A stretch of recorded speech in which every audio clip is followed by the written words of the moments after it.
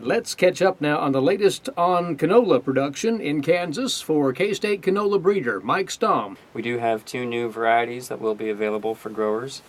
And this is a unique opportunity, I think, for the canola breeding program. This public-private partnership that we have with Monsanto to develop glyphosate-resistant varieties. The unique thing I think about that is these are Roundup Ready varieties that have been developed in our region specifically for adaptability to the southern Great Plains.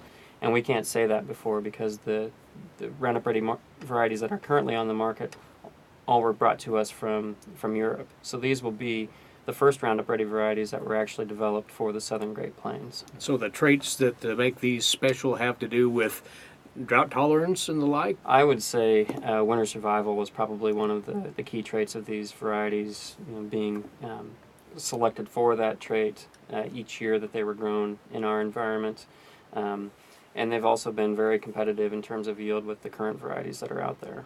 Now, these aren't one and the same. These varieties that will be released next year and the year after are distinctive. One is glyphosate tolerant, the other one is as well, but with an additional bit of flexibility as far as herbicide use. The one variety, which I call 352 currently, it'll probably have a different name when it comes out, when it's actually being grown, but 352 also has the sulfonylurea herbicide carryover tolerance trait. That gives wheat producers that are using these long residual sulfonylurea herbicides in their wheat production to plant canola the following year.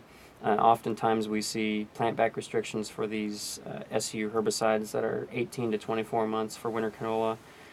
So if you're a heavy user of those SU herbicides in wheat, that limits canola production unless you have these varieties that have the carryover tolerance. So that will answer what's been a key challenge for some growers wanting to incorporate canola into their mix, but finding this an obstacle.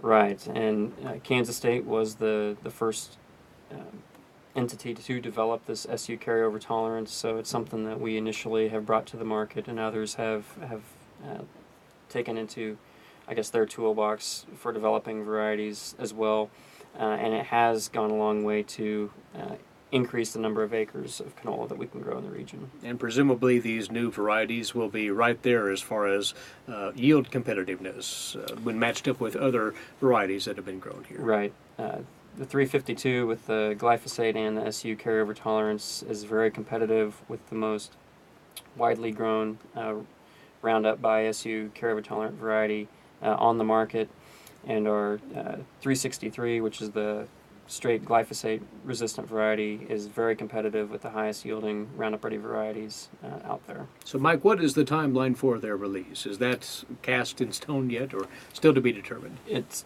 depends on how our seed increases go. Probably looking at very limited seed supply in 2014 as we blow these varieties up, so to speak. But in 2015, I would expect more widespread production of the varieties in the region. Canola breeder out of K-State's Department of Agronomy. That's Mike Stamm. And you're listening to Agriculture Today with more after this break.